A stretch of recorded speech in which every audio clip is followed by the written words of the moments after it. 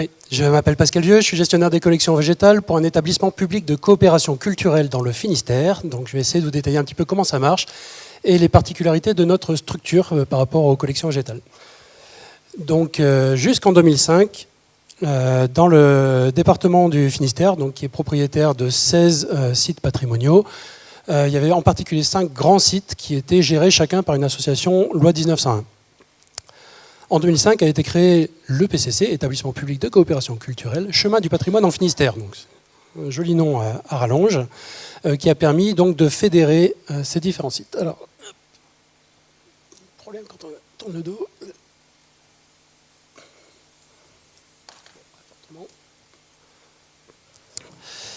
Donc un EPCC est un établissement culturel et donc pas scientifique. Il fonctionne à partir d'un projet culturel pour une durée de 3 ans qui peut être reconductible. Et donc celui de notre PCC fonctionne sur 3 axes majeurs. La diversité culturelle, le lien avec les territoires et le développement des publics. Sachant que le public prioritaire, le public numéro 1 pour nous, c'est le public famille. La définition qu'on a retenue du public famille, c'est 2 générations. Que ce soit papa, maman, tata, nounou, on s'en fiche. Des adultes avec des enfants, c'est une famille. Ensuite, on a les publics empêchés. Donc, ce sont les handicaps, ce sont les problèmes sociaux, économiques. On fait beaucoup d'actions autour des migrants, notamment. Voilà pour les principaux objectifs de notre établissement. Les objectifs de la création de cette EPCC, c'était aussi d'avoir plus de cohérence dans la programmation et dans l'offre au sein des territoires.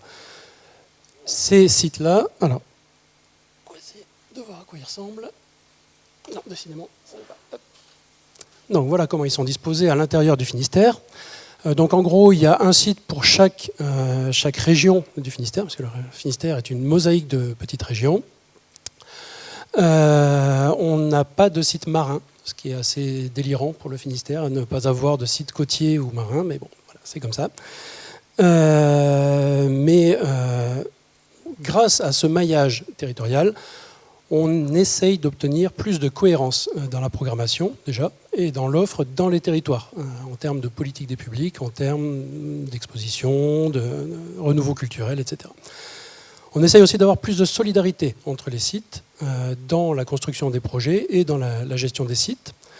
Et notamment, ça a permis de créer un certain nombre de services transversaux. Nous avons un service des publics qui définit une politique des publics à l'échelle de l'établissement et pour chacun des sites. Et un service parc et jardin. Donc c'est 2 personnes, hein, c'est un ingénieur paysagiste et un ingénieur horticole, moi-même, qui vont définir les politiques d'aménagement de ces 5 parcs, puisqu'il y a un parc sur chacun de ces sites. Et 3 de ces sites ont des collections. Donc on reviendra sur ceux qui ont des collections.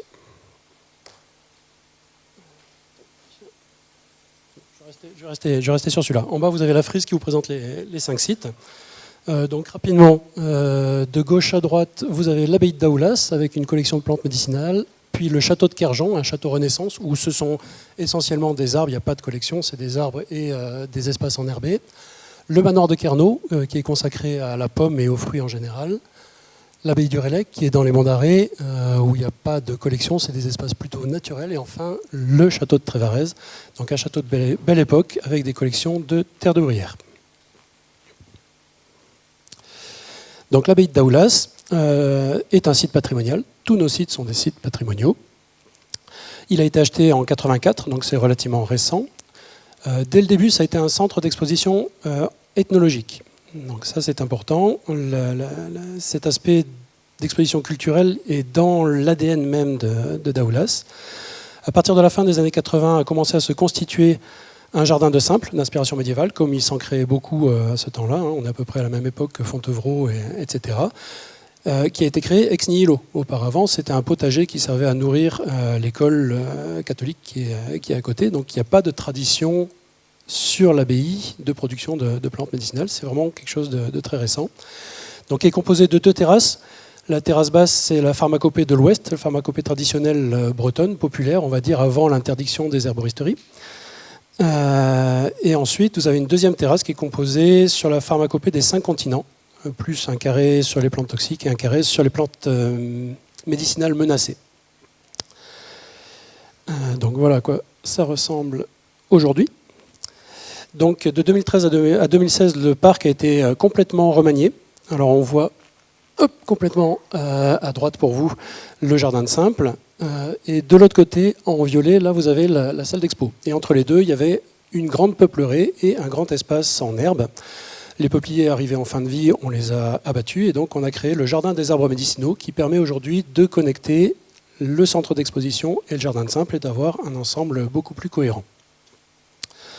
Alors la particularité, c'est que toutes les plantes qu'on a installées dans le parc ont une vocation médicinale, des usages médicinaux avérés, théoriques, il y a énormément de sujets, mais ils sont organisés de façon exclusivement ornementale.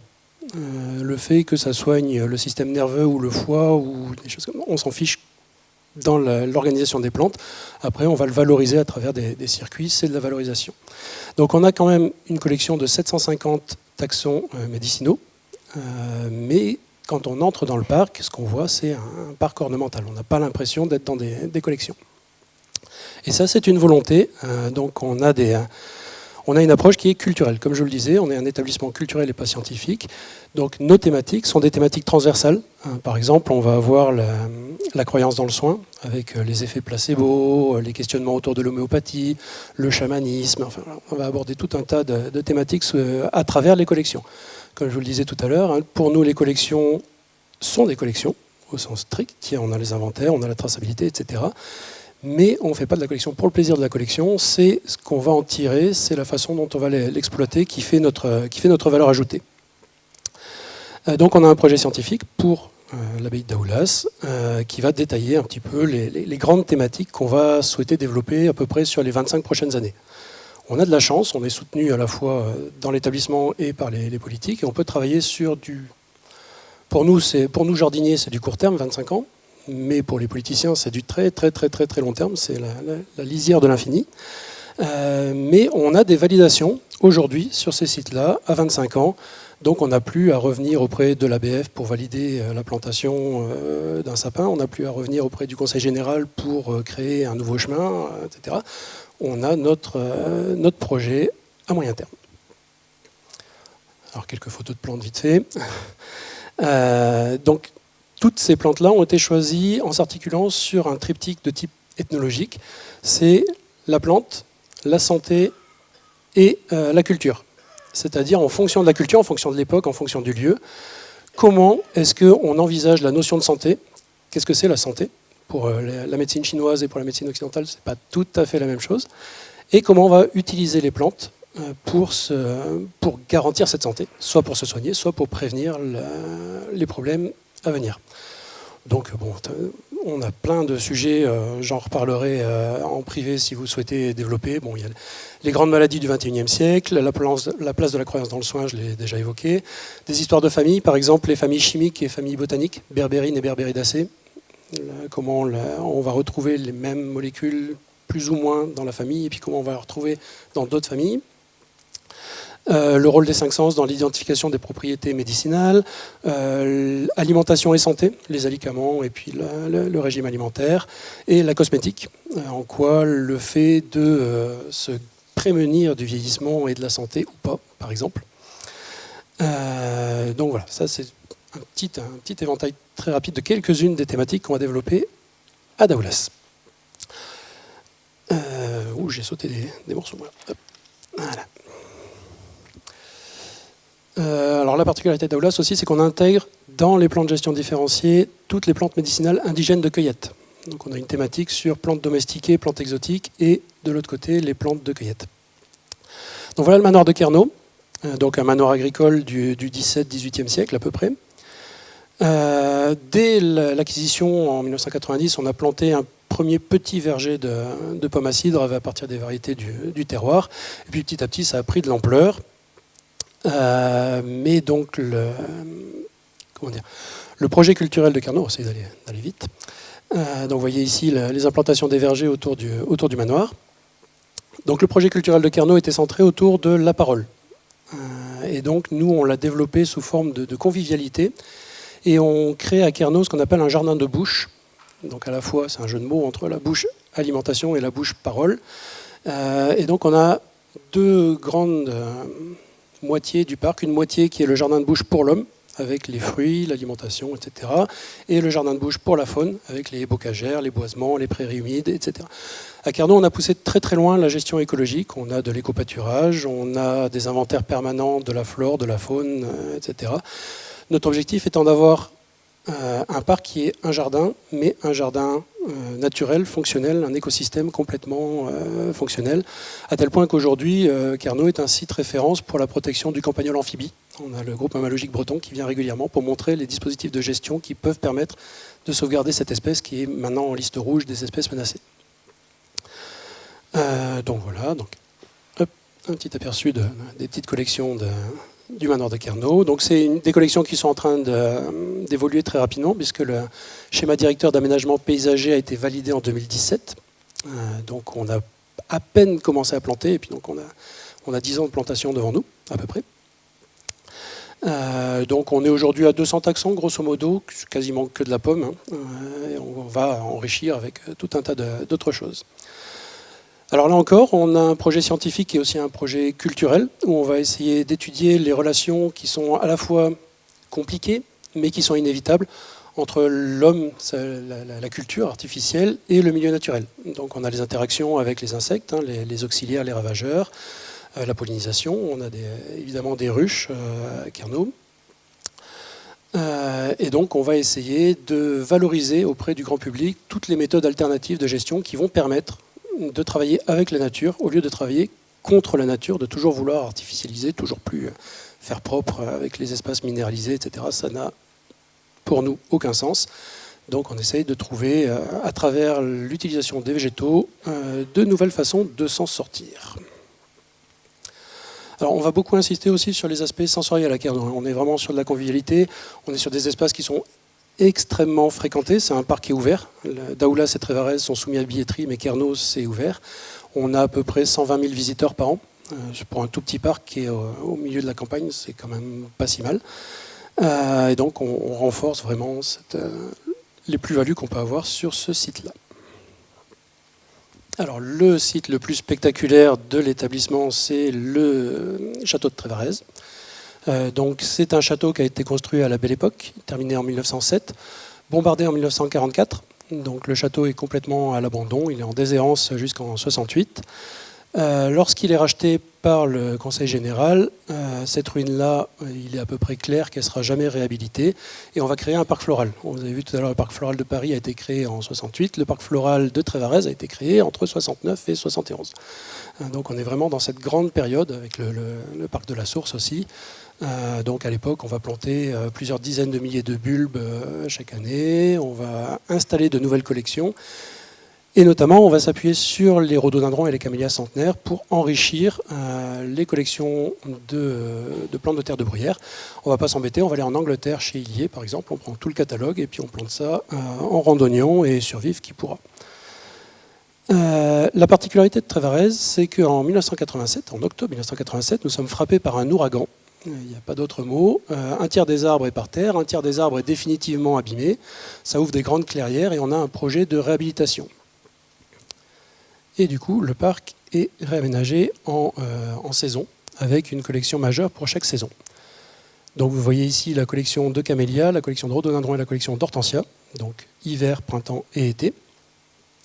Ce qui nous permet, dans un parc de 85 hectares avec 11 km d'allées, de proposer des petites boucles de 1 à 3 km maximum à chaque saison. Donc si le visiteur revient tous les mois, il a une nouvelle boucle qui lui est aimablement conseillée. Évidemment, il est libre, mais bon, il risque d'un petit peu de se perdre sinon.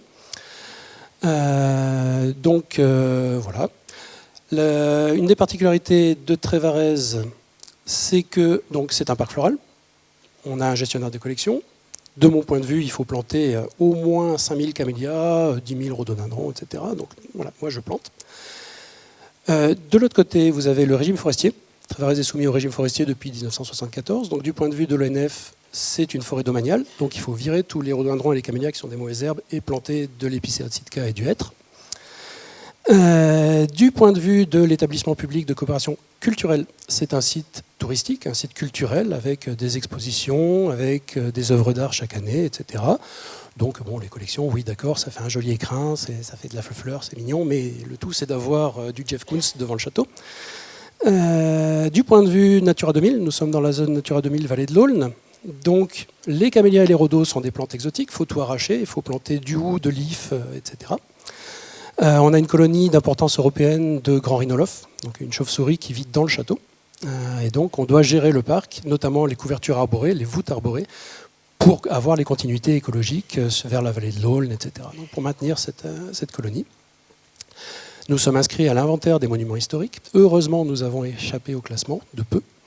Mais l'intégralité du site, aujourd'hui, est inscrite, le parc compris. Donc, en théorie, pour planter un camélia, je dois avoir l'autorisation de l'ABF, puisque je suis inscrit. Donc, heureusement, on s'est sauvé. On a créé donc un schéma directeur d'aménagement paysager, donc là aussi pour une période de 25 ans, qui a été validé par le propriétaire, le conseil général, par l'établissement public, par l'ABF, par tous les acteurs qui pouvaient être concernés. Donc maintenant, pour 25 ans, on sait exactement où on va. On a les grands principes directeurs. Le grand principe directeur étant l'évocation historique. Trévarez a longtemps jonglé entre c'est un patrimoine historique, on va refaire exactement comme c'était en 1907, et ce qui était en 1907, c'était nul, on rase tout et on fait quelque chose de moderne.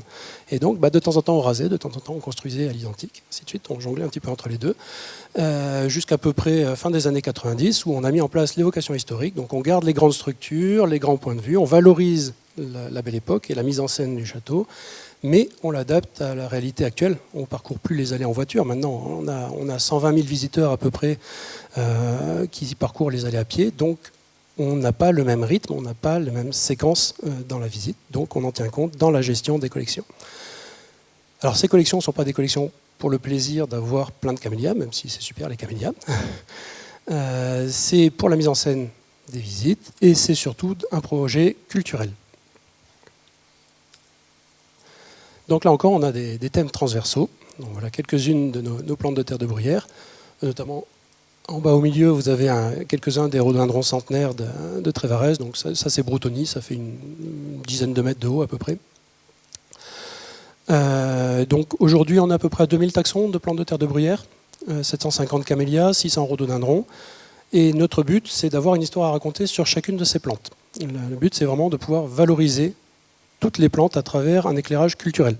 L'aspect scientifique, la taxonomie, etc. vient en second. Il est présent, hein, on peut parler de botanique à Trévarez quand même, sachant que c'est une collection qui est beaucoup composée de cultivars, c'est de la botanique aussi, mais un petit peu différente. Et donc voilà, ça reste très systématique. Hein. La collection, c'est camélia, rhododendron, cornouiller, érable japonais, etc. Mais avec un éclairage un petit peu particulier. Donc ce travail a commencé dès 2006. Aujourd'hui, on commence à en recevoir les fruits. Donc on est collection nationale pour les cultivars du genre rhododendron, collection agréée pour les cultivars de camélias et collection agréée pour les camélias botaniques. Juste un petit mot pour dire que ces deux labels sont deux outils un petit peu différents l'un de l'autre pour nous.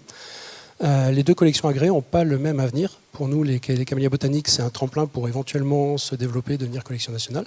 Par contre, les cultivars resteront collection agréée. On n'a pas du tout l'intention de passer en collection nationale. Donc si vous vous posez la question pour vos collections à vous, vous pouvez envisager les deux complètement séparément, il n'y a pas de problème.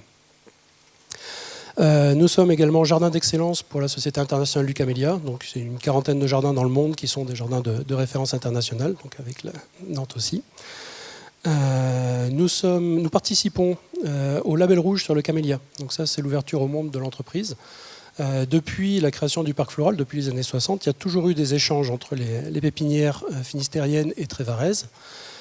Et aujourd'hui, donc, on abrite une petite collection de camélias qui sert de référence dans le cadre de la mise en place de ce label rouge. Et donc Trévarez a été membre fondateur des sociétés bretonnes du camélia et des sociétés bretonnes du rhododendron et continue de participer un petit peu à toutes les activités autour des plantes de terre de bruyère dans ce secteur. Vous me mettez des tomates hein, si ça va trop vite ou si c'est trop long. Alors, des outils pour des projets cohérents. Je l'ai dit, on a 5 sites. Au départ, on avait 5 philosophies radicalement différentes. C'était très très difficile dans un premier temps de mettre tout le monde autour de la table, d'avoir des projets communs. Mais grâce aux services transversaux, comme le service des parcs et jardins, on a pu mutualiser un certain nombre de ressources, des équipements, du personnel, et on a pu avoir une perception beaucoup plus homogène de ce que peut être un jardin, de ce que peut être un parc, etc. aujourd'hui, à travers, dans un premier temps, les plans de gestion différenciés. Donc, sachant que dans le Finistère, les plans de gestion différenciés, ce n'est pas uniquement des niveaux d'entretien, c'est surtout de la gestion écologique, c'est suivre l'évolution des milieux. Et donc, c'est des choses qui changent tout le temps. Le plan de gestion différencié il doit être réévalué quasiment tous les 2 à 3 ans, on va dire, en fonction de la réaction des prairies, enfin des différents milieux. Mais ce plan de gestion différencié, comme il est très évolutif, très malléable, il ne permet pas de donner le cap à moyen ou long terme. Donc c'est là qu'on est passé sur le schéma directeur et la gestion des projets scientifiques et les méthodes de gestion des collections. Alors gestion des collections, j'en ai parlé un petit peu hier pour ceux qui étaient dans l'atelier, donc je remets une couche pour ceux qui n'étaient pas là. Donc on a mis en place quelques outils. Il faut savoir que dans les 3 collections, il n'y avait rien du tout. En termes d'inventaire, en termes de plans, etc., on n'avait rien. Donc on a maintenant un cahier d'entrée, une base de données, les plans numériques des collections, ce qui nous permet d'avoir une vraie traçabilité. Donc là encore, si vous avez des questions, on verra ça plus tard. Les projets scientifiques. Donc sur les 3 collections, on a des projets scientifiques qui soit sont déjà validés, soit sont en cours de validation. Alors ça, je vous conseille fortement de vous lancer dans des projets scientifiques, même si vous avez une toute petite collection personnelle, parce que c'est une démarche qui vous fait faire le point sur tous vos enjeux, qui vous permet de réfléchir réellement à ce que vous avez dans votre jardin et ce que vous avez l'intention d'en faire. Donc c'est quand même, voilà, c'est pas inintéressant. Avec donc dans le cas de l'EPCC, tous nos projets scientifiques ont quelques points en commun. Donc c'est la complémentarité entre les 3 collections à travers des rapports de l'homme au végétal. Donc on a l'alimentation, le soin et le décor en fonction des 3 sites. Et la primauté du culturel sur le scientifique, toujours. On a un établissement culturel et donc on assume le fait que ce qui nous intéresse, c'est d'abord l'histoire, les anecdotes, la culture, les savoir-faire, voilà, une transmission de quelque chose. Ensuite, on a la transversalité des thèmes. Je vous l'ai dit tout à l'heure, moi, une collection qui soit strictement éricacée, c'est sympa pour moi, mais pour le public, ça ne va pas beaucoup lui parler. Par contre, si je commence à lui faire goûter les myrtilles, là, ça va lui parler beaucoup plus. Donc, voilà, on a une approche un petit peu outil de médiation. Quand je vais planter un camélia, je réfléchis tout de suite, qu'est-ce que mes médiateurs vont en faire? Puisqu'à Trévarez, on a une équipe de médiation de 4 médiateurs à peu près. Donc, est-ce qu'on peut faire des visites guidées? Est-ce qu'on peut faire des ateliers? Voilà, tout ce qu'on peut en développer derrière. Ensuite, on a l'intégration de la flore indigène dans les collections pour Daoulas ou dans le paysage. Par exemple, à Trévarez, on a un inventaire des bryophytes et des lichens. Alors, pas que à Trévarez, sur tous les sites. Et donc, on a, si je me souviens bien, ça doit être 3 espèces nouvelles pour la France, 6 espèces nouvelles pour le massif armoricain, juste parce qu'on a commencé à regarder d'un peu plus près les mousses et les lichens. Donc ça aussi, dans vos sites, ça peut être intéressant. On n'y pense pas forcément. C'est vrai que les jardiniers me tannent tous les ans pour mettre du démoussant sur les azalées caduques parce qu'il y a des lichens, des mousses, etc. Et en fait, on a des espèces rarissimes qui poussent en épiphyte sur ces azalées caduques. Donc il n'en est pas question. Donc ça, c'est aussi un travail de formation en interne. Les jardiniers, quand ils arrivent chez nous, souvent, ils veulent passer du désherbant, ils veulent passer tout minéral, on arrache toutes les plantes et puis ça fera propre. Et donc, nous, on doit ensuite leur faire comprendre qu'on est dans un milieu vivant, que les plantes, c'est important, que c'est ça qui va faire le paysage et qu'il ne faut pas s'arrêter uniquement aux plantes cultivées, aux plantes du jardin, mais il faut regarder aussi les mauvaises herbes. À tel point qu'à Daoulas, on va maintenir volontairement les adventices dans des proportions raisonnables lorsqu'on a des choses à raconter. Parce qu'il y a une quantité d'adventices qui sont des plantes médicinales, le plantain, la véronique, etc. Donc il faut qu'on ait tout le temps quelques coquelicots, quelques machins qui traînent à droite à gauche pour pouvoir parler de ces plantes-là. Donc voilà pour les projets scientifiques. Donc les schémas directeurs d'aménagement paysager, ça aussi c'est très très lourd. Mais Mais voilà, c'est très très intéressant et ça permet de faire le point sur un certain nombre de problématiques. Je vous ai parlé tout à l'heure, le conservatisme, un petit peu, on est dans des monuments historiques, il faut, s'il y a un araucaria à 30 mètres, il faut avoir un araucaria à 30 mètres. Il faut qu'il fasse 10 mètres parce qu'il faisait 10 mètres, donc il ne faut pas qu'il pousse, il ne faut pas replanter un nouveau, etc. Ça, c'est le principe monument historique, on va dire. Et donc on a ensuite le problème des collections végétales en tant que collection. Nous, elles sont vraiment au service de l'aménagement.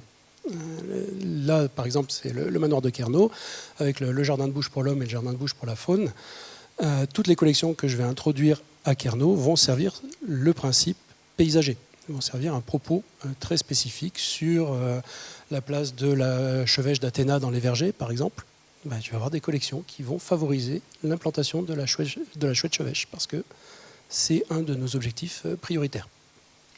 Donc on a un dialogue permanent entre les écologues, les gestionnaires de collections, les paysagistes et évidemment les équipes, le directeur du site, les jardiniers, etc. Heureusement, pour l'instant, ça se passe bien. Alors, on a parlé du problème de changement politique.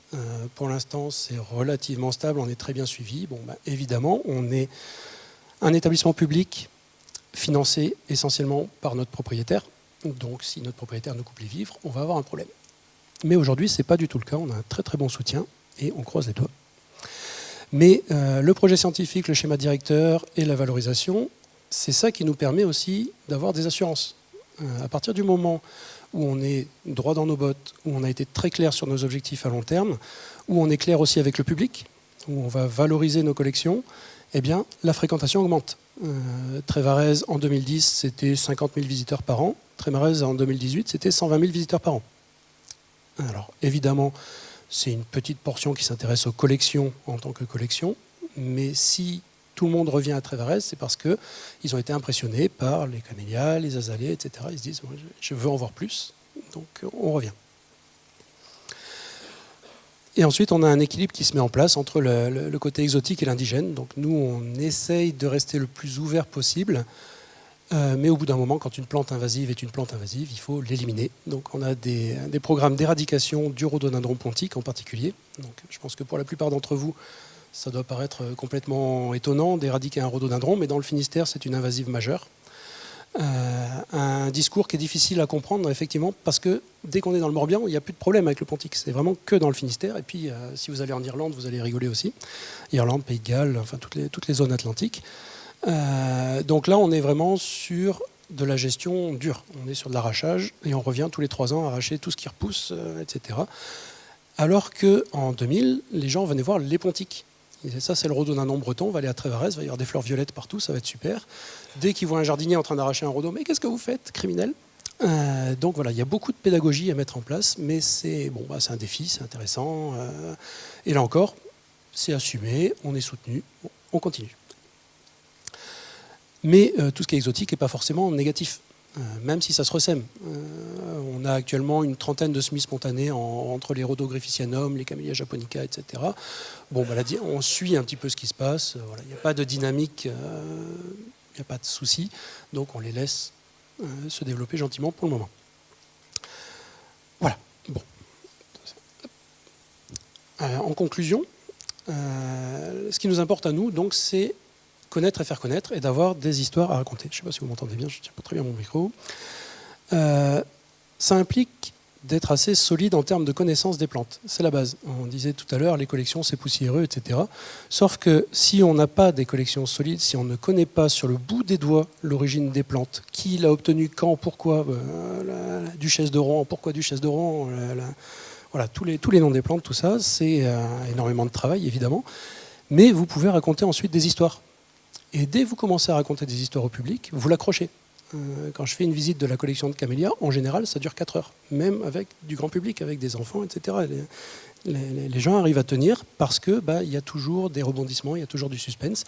Les schémas directeurs d'aménagement paysager, c'est aussi ça, c'est construire un synopsis, construire une façon de raconter des histoires, de mettre en scène, de scénariser un certain nombre de promenades, un certain nombre d'aménagements. Donc ici, on a quelques-uns de nos outils. Donc on a les festivals de plantes. Donc ça a été le grand renom de Trévarez depuis les années 80. Bon, c'est un petit peu moins important aujourd'hui. En haut à droite, c'est la botanique. Donc, c'est une ancienne serre à raisin qui était patrimoniale, qui était complètement à l'abandon jusqu'en 2014, et dans laquelle on a maintenant des modules pédagogiques sur la botanique des plantes de terre de bruyère. Donc, la reproduction, les mécanismes d'invasion, l'origine des plantes, le voyage des plantes, tout ça. Enfin, voilà. Il y a une douzaine de thèmes comme ça sur des dispositifs ludiques. Le but du jeu, c'est vraiment que les enfants jouent. Par exemple, il y a une espèce de comment ça s'appelle ce jeu-là, où il faut mettre les mains sur des ronds de couleurs, vous tirez au sort des couleurs. Donc là, on construit des collections. Vous avez une roue, vous choisissez de vous faire une collection de fleurs bicolores, une collection de camélias, une collection de rhododendrons, et donc vous devez ensuite jouer. Et donc ça, les enfants adorent ça. Donc ensuite, vous avez les outils vraiment bruts de décoffrage, l'étiquette. Moi, je déteste les étiquettes. J'en ai déjà dit à quelques-uns. Pour moi, s'il n'y avait pas d'étiquette dans le jardin, ce serait encore mieux. Sauf que quand je viens ici, il n'y a pas d'étiquette et je suis extrêmement frustré. Mais je préfère largement avoir des applications numériques, par exemple. Donc, comme celle que vous avez en bas à droite. Donc ça, c'est la réalité augmentée sur la reconnaissance des étiquettes. Donc, qui est en train de se mettre en place à Trévarez. Donc, c'est sur la reconnaissance d'étiquettes. Donc, il faut avoir une étiquette, malheureusement. On n'a pas réussi à avoir d'outils géoréférencés parce que sous les arbres, le GPS, ça passe pas. Donc quand on est à 15 mètres près, sur les camélias encore, on peut arriver à s'en sortir. Sur les bruyères, ça commence à devenir un peu plus compliqué. Et puis alors, si on avait des vivaces, ce serait complètement ingérable. Donc voilà, malheureusement, on teste des nouveaux outils et puis on essaye de trouver ce qui fonctionne le mieux. Et puis ensuite, il y a tout ce qui est publication, atelier, visite guidée, etc.